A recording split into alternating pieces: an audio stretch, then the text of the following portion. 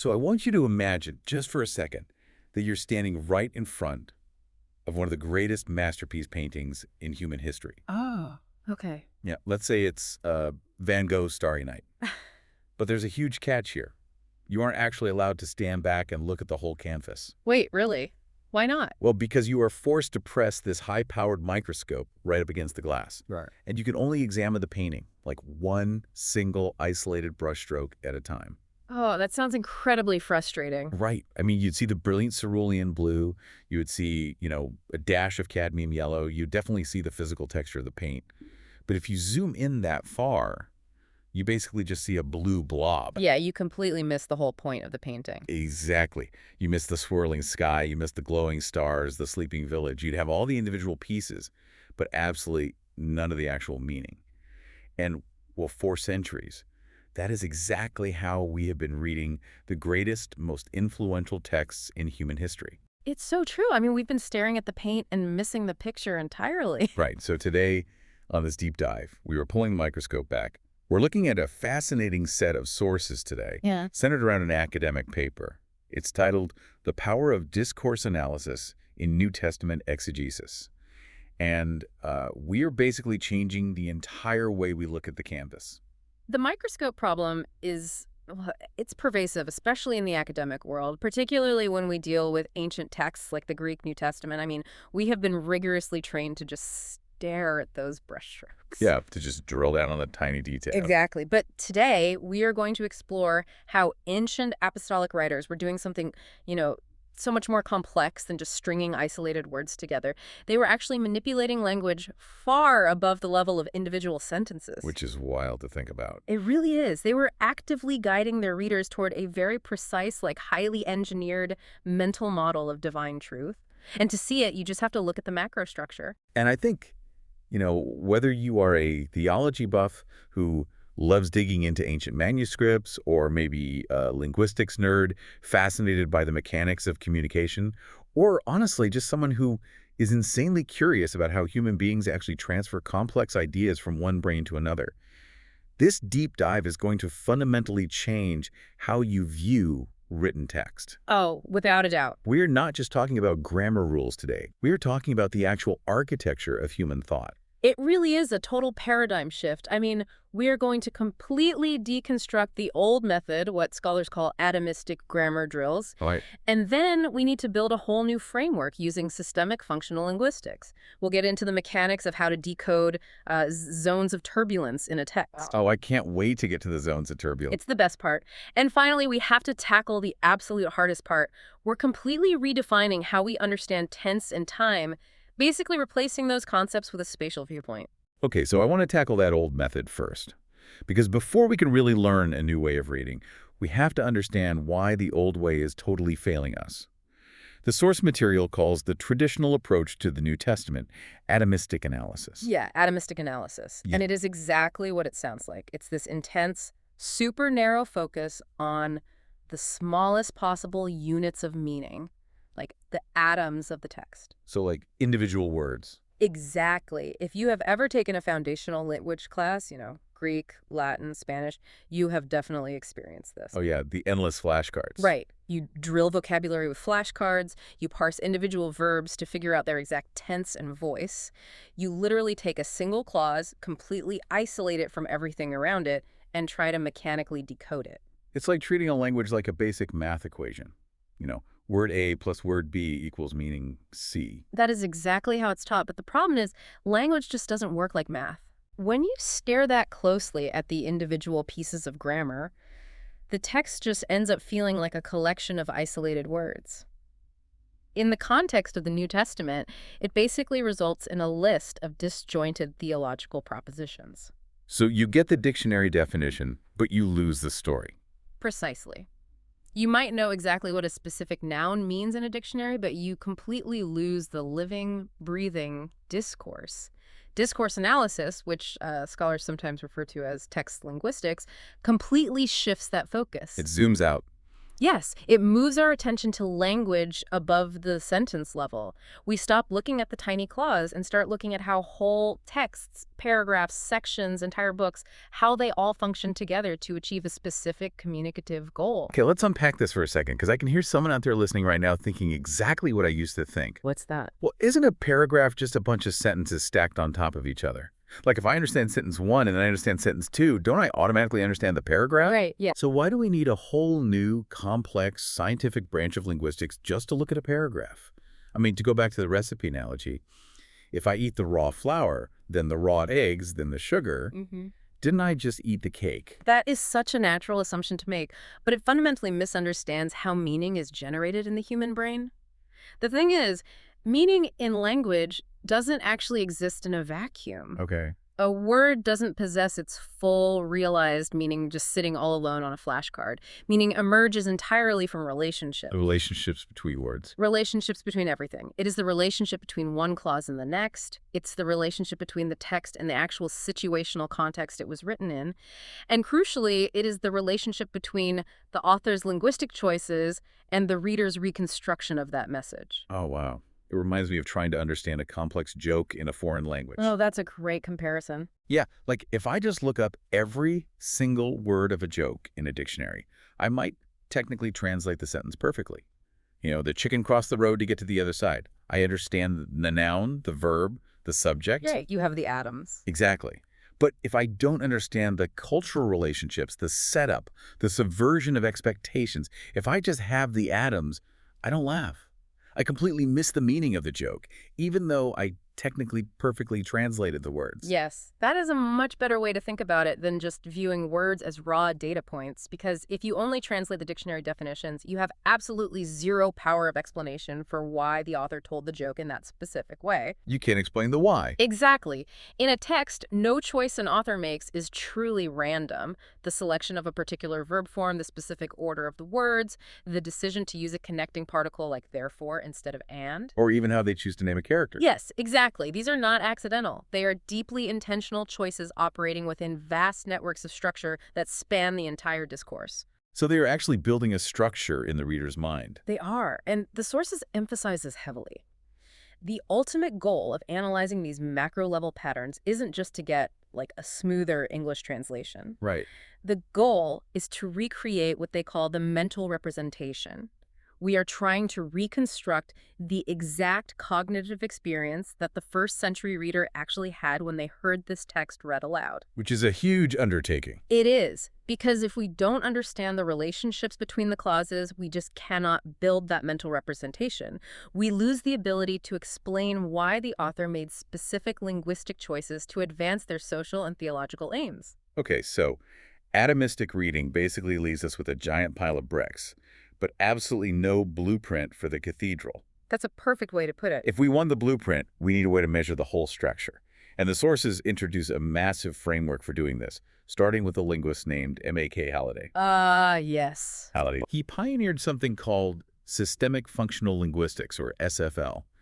And from what I gather, his core argument is that language is fundamentally a social tool. It's not just some abstract set of grammatical rules we memorize in school. Right. It's an actual mechanism that human beings use to do things to each other in a social context. Halliday's work completely disrupted the whole field because he absolutely refused to view language merely as syntax.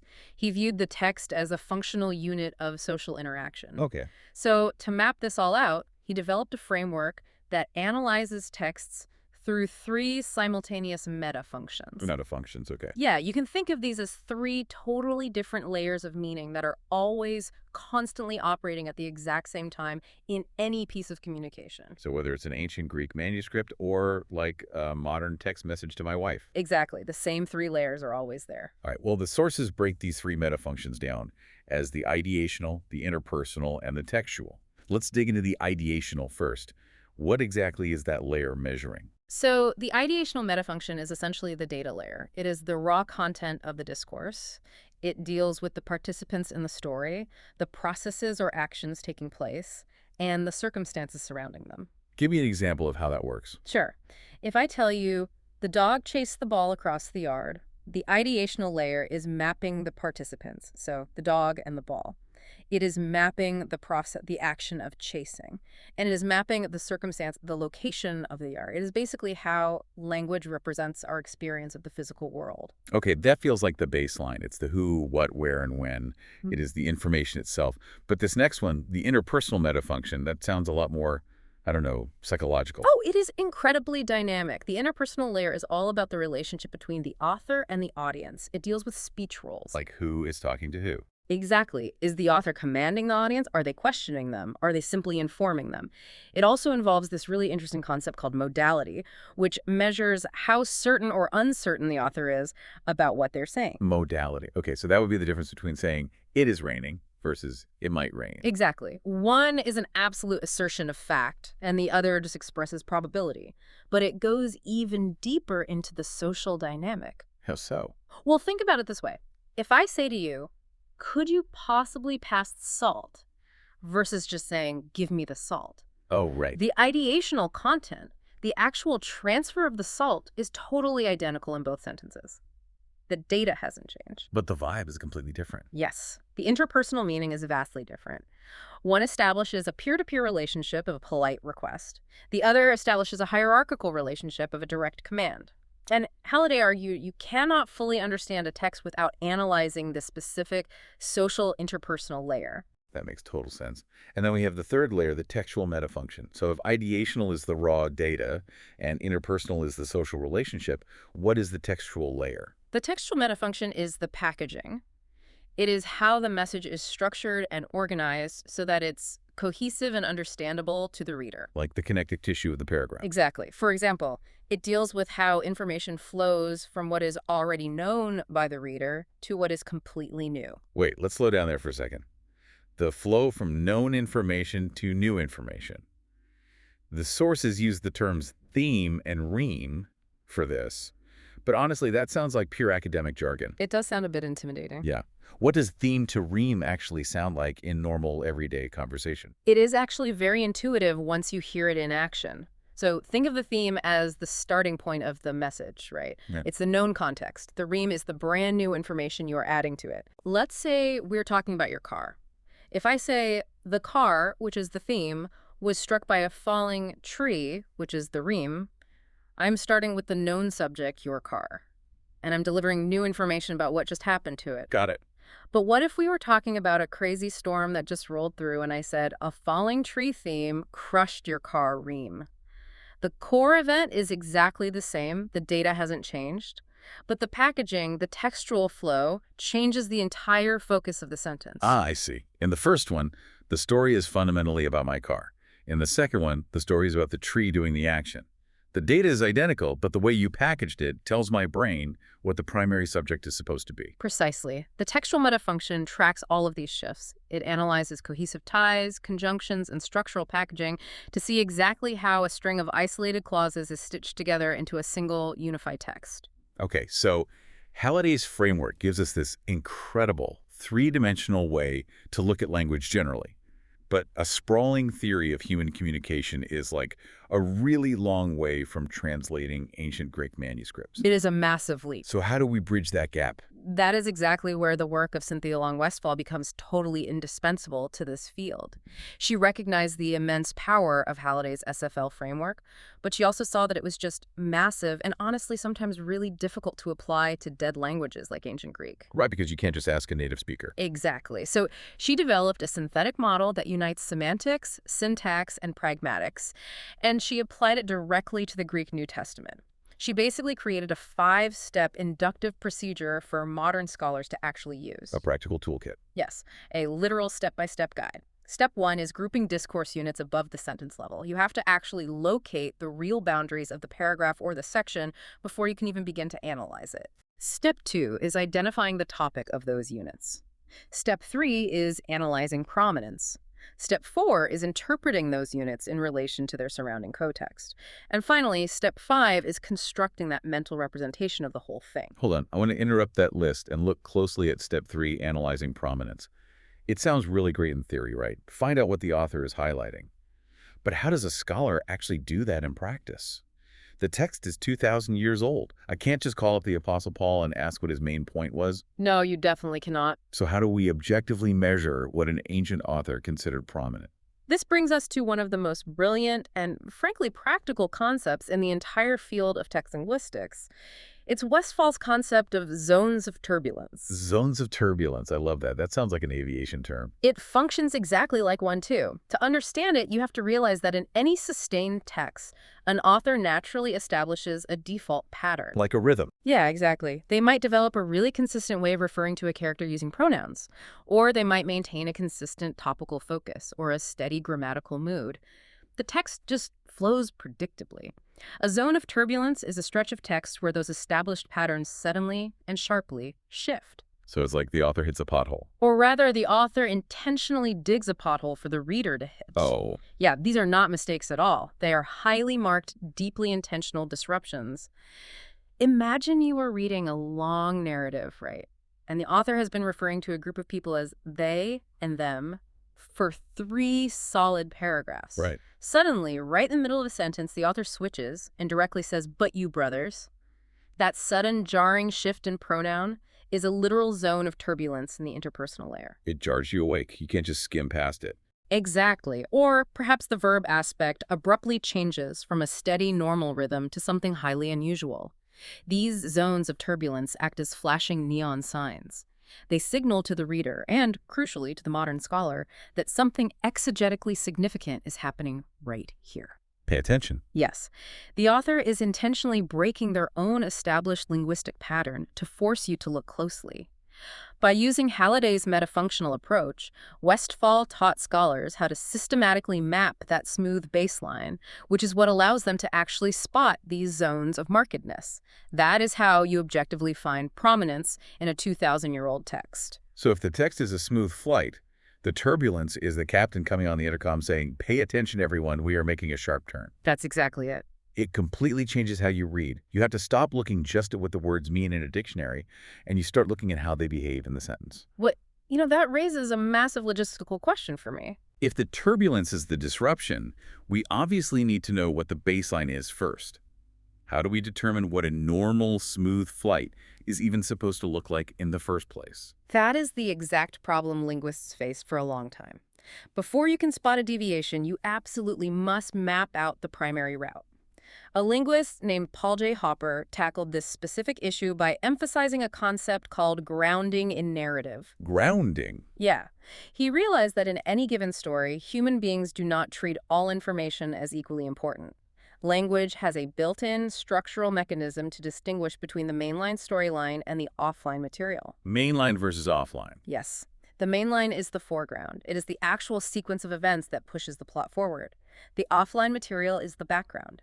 It consists of the supportive information, the descriptions, the side commentary, or the setting of the scene. So language automatically sorts the actual plot from the background details. It does. Let me see if I can visualize this.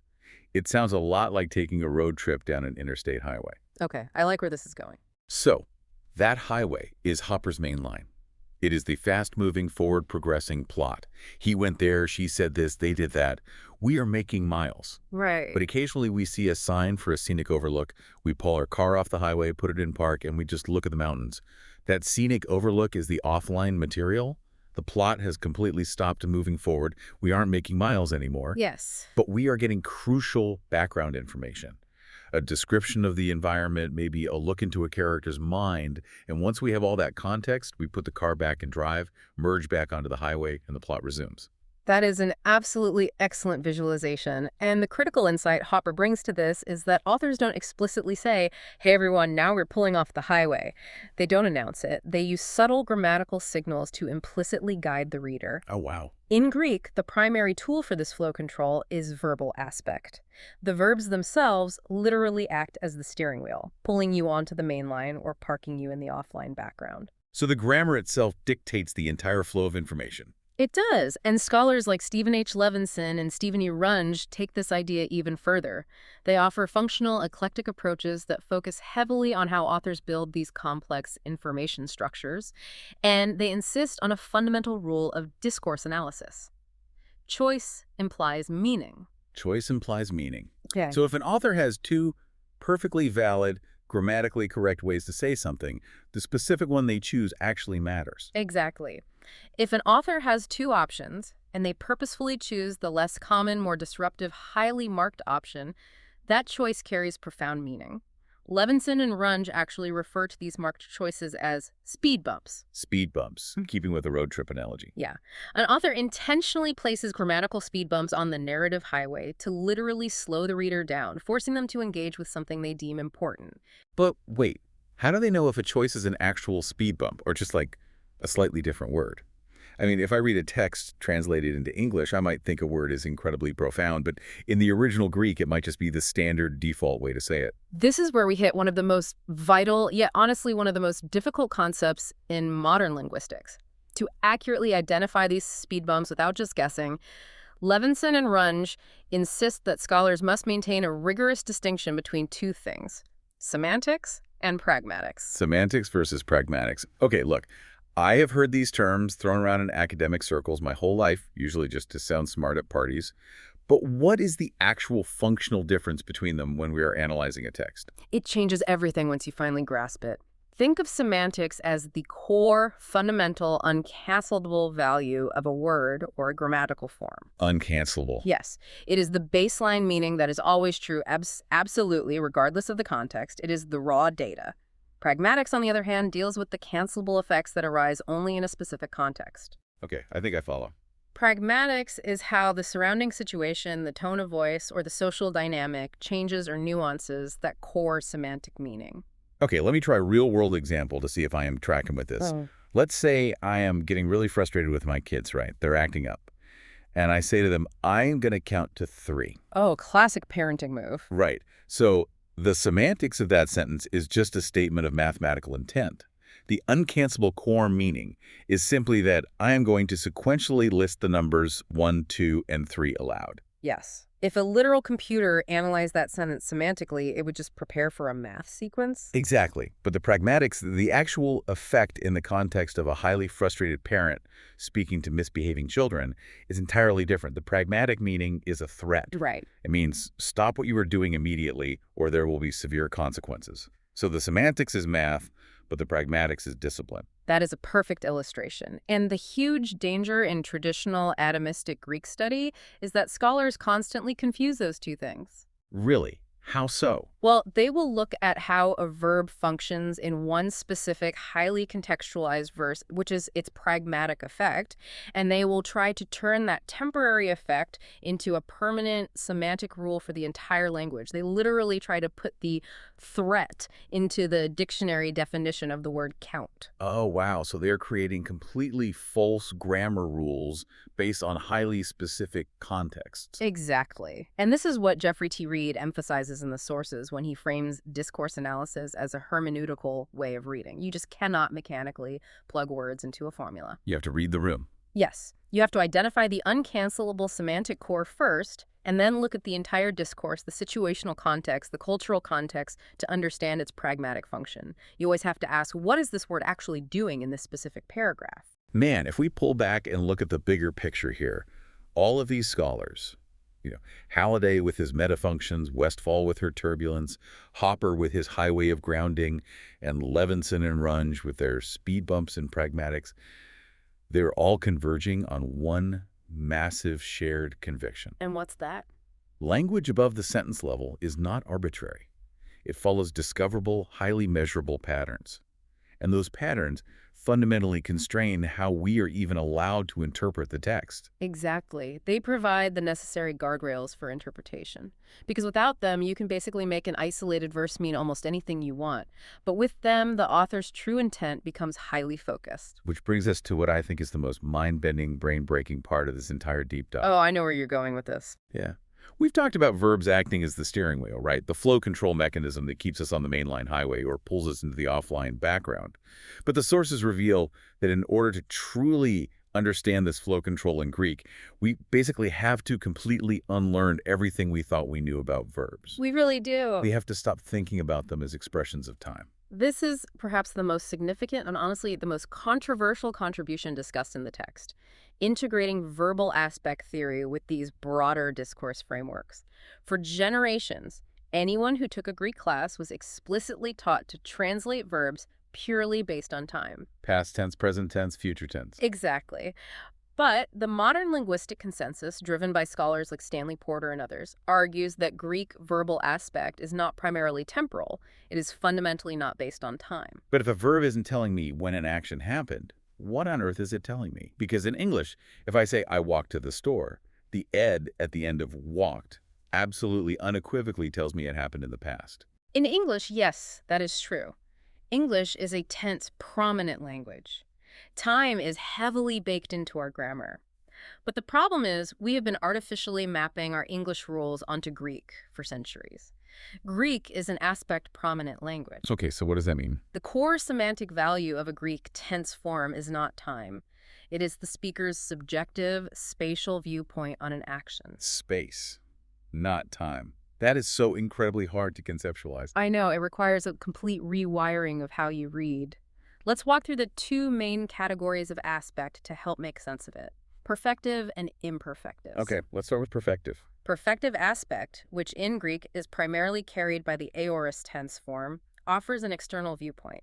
It presents the action as a complete summary whole viewed from a distance. So it's not a timeline. Right. It doesn't mean the action was instantaneous, and it doesn't even necessarily mean it happened in the past. It just means the author is choosing to show you the entire event as a single completed package. You know, the sources use a really vivid analogy for this that helped it finally click for me. They call the perfective aspect the view from a helicopter. It's a great analogy. Yeah, imagine a massive Thanksgiving Day parade making its way down the avenues of New York City. If you are sitting in a news helicopter, like 1,000 feet in the air, you look down and you see the entire parade all at once. Right, from start to finish. You see the starting line, you see the middle floats, and you see the finish line. You are totally external to the action. You aren't experiencing it unfolding minute by minute. You are summarizing the entire event as one complete, unbroken block. That helicopter view is the perfective aspect. The helicopter analogy perfectly captures that external viewpoint. Yeah. Now, contrast that with the imperfective aspect. This category includes the present, imperfect, perfect, and pluperfect tense forms. The imperfective aspect offers an internal viewpoint. Internal. Yes. The action is unfolding before the reader's eyes. It is not summarized as a completed whole. It is actively shown in progress. Okay, so if perfective is the helicopter, imperfective is the view from the street. Exactly. You are no longer flying above the city. You are standing right on the sidewalk. And from the sidewalk, you cannot see the beginning of the parade, and you definitely cannot see the end. All you see is the giant balloon floating past you right now. You hear the marching band playing right in front of you. The action is unfolding all around you. Yeah. You are internal to the event. Exactly. And the author intentionally chooses which view to give you. When the author uses the aorist tense, they are putting you up in the helicopter to summarize an event. When they use the present or imperfect tense, they drop you right onto the sidewalk to experience the event unfolding. That is wild. But wait, the spatial model goes even deeper than just external versus internal. These tense forms also encode spatial values of proximity and remoteness. They explicitly tell you how close or how far away you are from the action. Okay, map the proximity and remoteness out for me. How does that work? The present and perfect tense forms encode proximity. They bring the action extremely close to the reader. The aorist, imperfect, and pluperfect tense forms encode remoteness. They push the action further away, creating a sense of distance. So standing on the sidewalk watching the parade, Yeah. that is proximity. Being way up in the helicopter, that is remoteness. exact. So the text highlights two specific tense forms that do something really unique with this spatial idea: the perfect tense and the pluperfect tense. Ah, yes. This is where we see the concept of markedness, an intense authorial emphasis at play. If an author wants to create a highly marked, highly emphasized moment in the text, they use the perfect tense form. The perfect tense uniquely grammaticalizes heightened proximity. Heightened proximity. Yes, it takes that internal street view and metaphorically zooms the camera all the way in. Oh, I see. It's like stepping off the curb and into the actual street. You aren't just passively watching the parade from the sidewalk anymore. You are a step closer. You are actively getting hit by the confetti. The clowns are right in your face. The action is intensely immediate. Yes. The author uses the perfect tense to force the reader into heightened proximity with the action. It's a huge speed bump.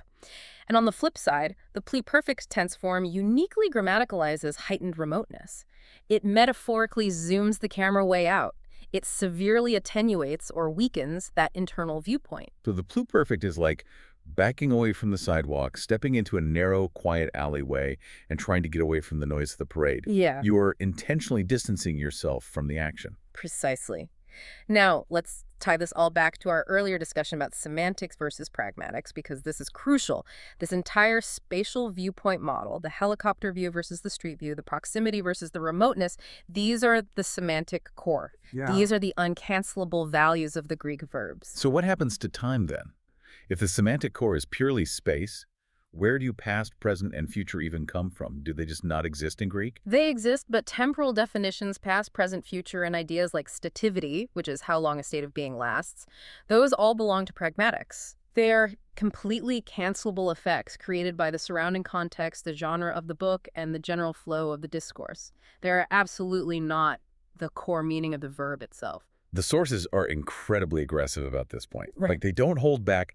They state that this spatial model completely rejects older time-based definitions. And they specifically call out the old rule regarding the Greek perfect tense. Oh yeah, they dismantle it. They say generations of students were taught that the perfect tense means a past action with present results. Past action, present results. I mean, it is the mantra of first-year Greek students everywhere. It's drilled into your head. Right. But the text argues that definition totally fails to account for the actual data consistently. If you try to apply that rule to every single perfect verb in the New Testament, it just breaks down. It breaks down entirely because it is trying to force a highly complex, temporal, time-based rule onto a purely spatial, viewpoint-based system. It's like trying to use a thermometer to measure distance. If an author uses the perfect tense, they are not trying to make some convoluted philosophical point about past actions bleeding into present realities. They are simply zooming the camera in. They just want you closer to the action. Exactly. They are taking a step closer to the parade to heighten the reader's proximity to the event. That's it. It is a spatial move, not a time travel move. And when you finally grasp this, it completely changes how you experience the text. You stop reading a flat, linear timeline, and you start actively moving through a three-dimensional landscape designed by the author. You can literally feel the camera angles changing as you read. But, that brings us to the ultimate question of this whole deep dive. We have all these massive theories on the table now. We have Halliday's three metafunctions. We have Westfall's zones of turbulence. We have Hopper's mainline and offline highway. And we have this incredible spatial understanding of verbs, the helicopters, and the parades. That's a lot of tools. It is. So how does a modern scholar actually synthesize all of this? When they sit down at a desk with a pristine copy of the Greek text, how do they build an integrated exegetical toolkit to actually use all this stuff? Well, the sources outline a deeply integrated approach.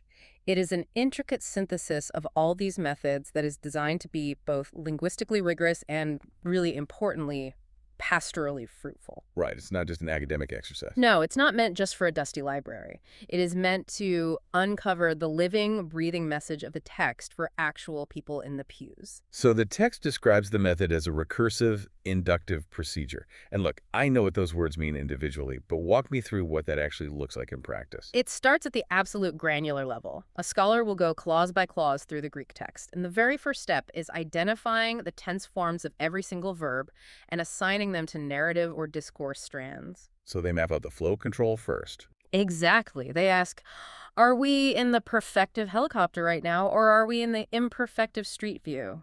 Are we cruising on the mainline highway? Or have we pulled off into the offline scenic overlook? Once they carefully map all that out, they start analyzing the statistical distributions. Statistics. Wait, so we are bringing mathematical probability into biblical interpretation now. Absolutely we are. Mathematics is exactly how we identify the baseline we talked about earlier. A scholar will look at a whole book, say the Gospel of Mark, and mathematically analyze the distribution of the verbs. They are looking for skewed patterns versus equiprobable patterns. Okay, explain the difference between those two. Equiprobable versus skewed. An equiprobable pattern means different verb forms are used relatively equally throughout the text, basically at random. A 50-50 split. But language is rarely completely random. Usually you find a highly skewed pattern. For example, if an author uses the aorist tense 80% of the time in a given chapter, that is a severely skewed statistical pattern. That massive skew proves, mathematically, that the aorist tense is the default baseline for that specific text. It's the smooth flight. Exactly. And because you have mathematically proven what the baseline is, you now know exactly what a true disruption looks like. Oh, that makes total sense. Yeah. When that author suddenly drops in a rare perfect tense, zooming the camera all the way in, it stands out statistically like a sore thumb. This kind of distribution analysis totally removes the guesswork. It proves the text is highly engineered. It reveals the author's hidden communicative strategy, showing us exactly where they are placing their grammatical speed bumps and their zones of turbulence. Okay, so step 1 is mapping the grammar and doing the math to find the turbulence. What comes next? Once the basic structure is mapped, you start layering on Halliday's macro structure. You apply the 3 metafunctions. You analyze the ideational layer to track the participants and the processes. You analyze the interpersonal layer to see how the author is actively manipulating the social relationship with the audience through commands or statements. And you analyze the textual layer to track how the information is packaged from theme to reme. And as you map all this out, the text points out a truly mind-blowing realization regarding genre. Oh, the genre shift, yes. Yeah, this mainline and offline highway system we've been talking about, it completely flips depending on the genre of the book you're reading. The sources highlight a massive difference between reading a historical narrative, like the Gospel of Mark, and reading a non-narrative epistle, like one of Paul's letters to the Romans. This is a crucial foundational insight. In a narrative proper, like the Gospels or the Book of Acts, the mainline storyline, the fast-moving highway that drives the plot forward, is typically carried by the perfective aspect, the aorist tense. So the helicopter view drives the story. Right.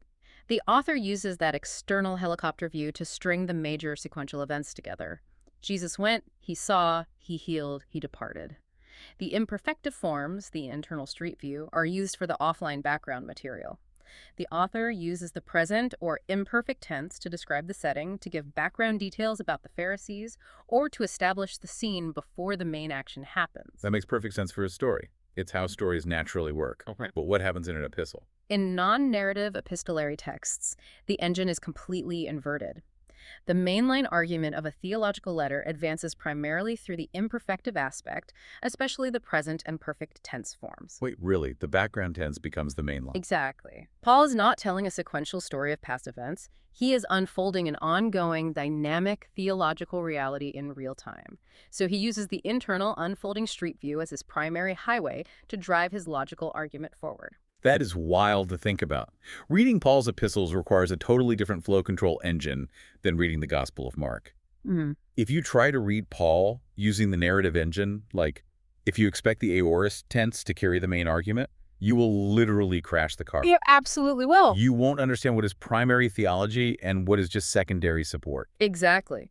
And because the verb aspect is functioning so differently in an epistle, scholars have to look for other clues to track the macro structure. This is where they look for what the text calls topical frames. Topical frames, what are those? Well, since Paul is using imperfective verbs for his mainline argument, he marks major shifts in his theme and creates prominence by using topical frames. He will explicitly introduce brand new subjects or dramatically shift the grammatical focus to clearly signal to the reader, we have finished this point and we are now moving to a totally new section of the argument. Oh, like when he says, now concerning spiritual gifts. It's a massive structural signpost. Precisely. It is a textual mechanism designed to cleanly package the argument for the reader. So what does this all actually mean for us? The sources conclude by stating that this integrated macro-level approach delivers genuine explanatory power. It doesn't just tell us what the author said. I mean, a dictionary can do that. Right. Any translation can do that. But discourse analysis explains why the author used a particular form at a particular moment in a particular genre. It allows us to track exactly how they are guiding the reader's mental model. We can see how they are highlighting crucial theological realities and how they are subtly maneuvering to achieve their social and pastoral aims. And that really is the ultimate goal of all exegesis.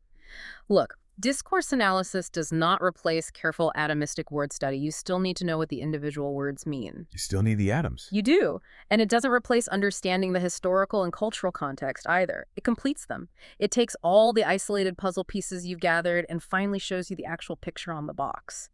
For anyone serious about studying the Greek New Testament or any text, really investing in this kind of macro analysis completely transforms the entire experience. It brings it to life. It does. It moves you from mechanical parsing, which honestly just feels like filling out a dead grammar worksheet, into a dynamic, living encounter with the profound architectural skill of these ancient authors. We started this deep dive by talking about trying to appreciate a masterpiece painting by staring at it through a microscope. Yeah.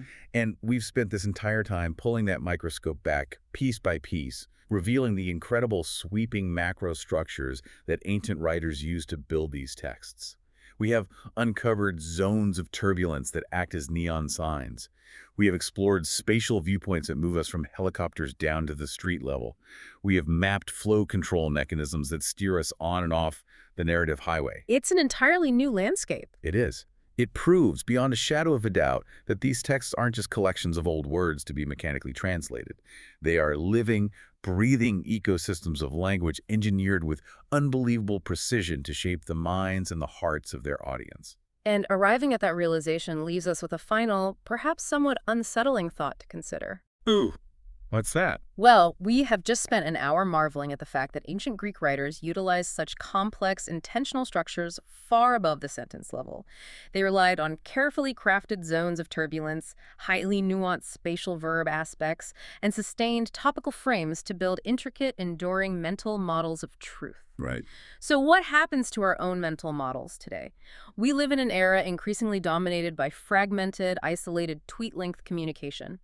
If deep meaning inherently requires context, relationships, and macrostructure, what does our modern communication style actually do to us? Are we, as a society, slowly losing the cognitive ability to process the macrostructures of truth? Wow.